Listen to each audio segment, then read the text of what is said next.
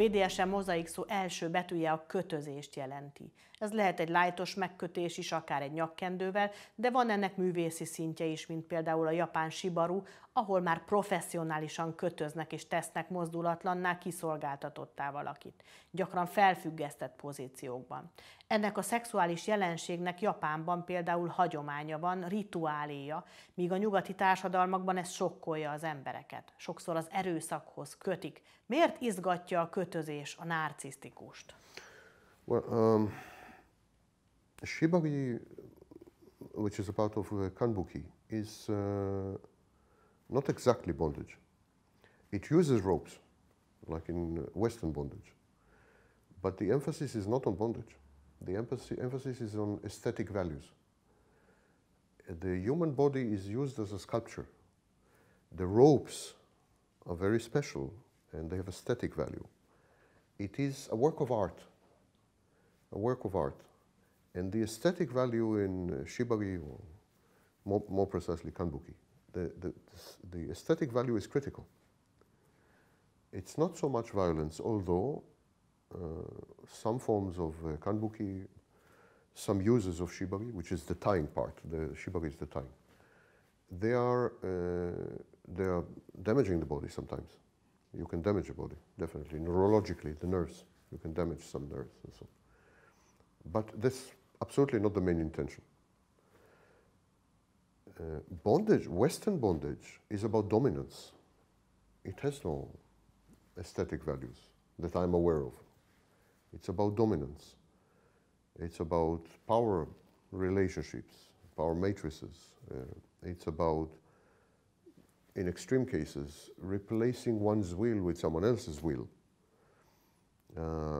It is the outside symbolic representation of a power relationship between two people, agreed power relationship between two people. I'm saying symbolic because the vast majority of Western ties can be opened very easily, even by the person who is tied. You know? Not so with Japanese. Japanese ties can never be opened by the person who is hog-tied, never. It's a critical difference, because in Western tradition, the equipotence, the equal power, is preserved even in the tying. In Eastern tradition, the relationship is clear, and it is a collaboration of two people in creating a human sculpture with everlasting message of beauty. And so therefore it's an art. Now, narcissists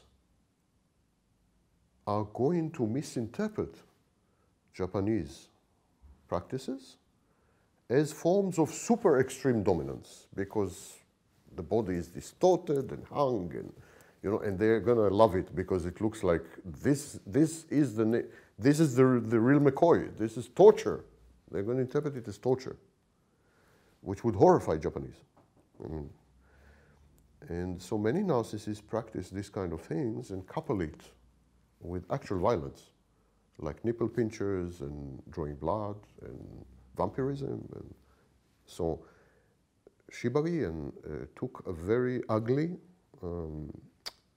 decadent, deformed form in the West, because it's been hijacked by violent people, aggressive people, psychopaths, narcissists, hijacked, coupled with real violence, real damage, and made into a sick, malignant art form of the original artistic practice.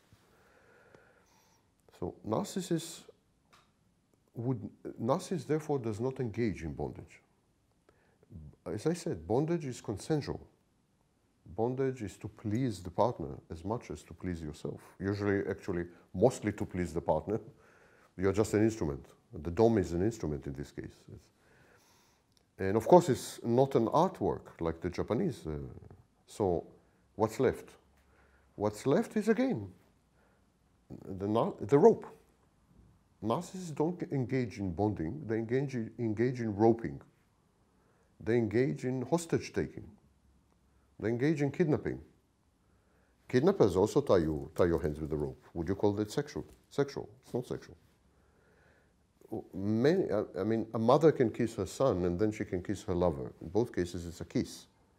The context is very important. So using a rope doesn't make it bondage. And narcissists do not do bondage. They do, as I said, hostage taking. And then they use the incapacitation of the victim to inflict severe pain and damage, non-consensual in many cases.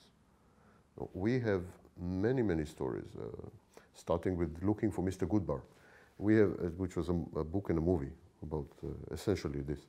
We have many cases where it starts with, I mean, the woman thinks it's bondage, but it ends very badly.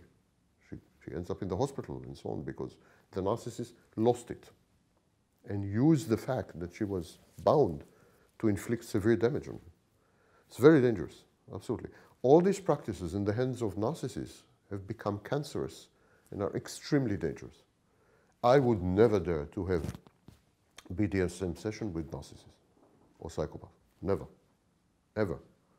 Because he doesn't see it the same way as a normal participant.